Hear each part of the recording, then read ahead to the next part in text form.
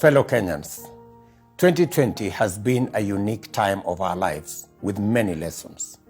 The big lesson of 2020 is that no one, regardless of rank or status, is invincible. Indeed, we are all vulnerable.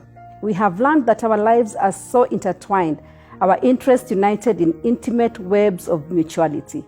We therefore have a common stake in our collective welfare.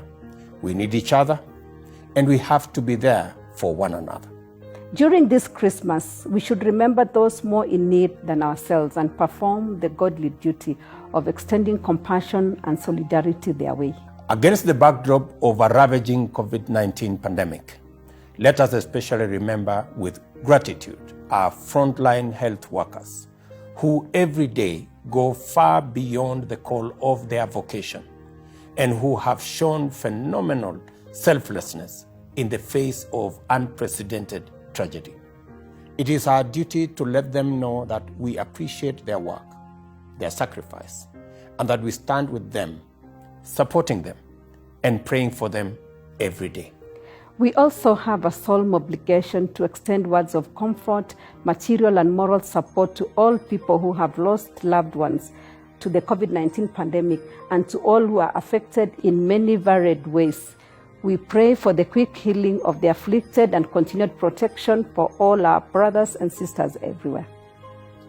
We do this because despite grave hardship and daunting setbacks, Mary and Joseph, Christ's parents, never rested from their labor of love and care, not even when in a manger they were nursing amongst animals.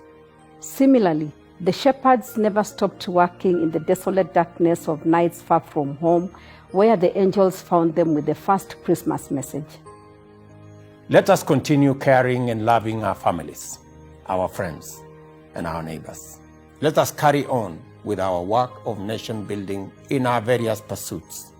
Let us spread the joyful spirit to light up these difficult times and bestow us with the strength to win ourselves a triumphant tomorrow. On behalf of my family, I wish you a Merry Christmas and a happy and prosperous New Year. Merry Christmas.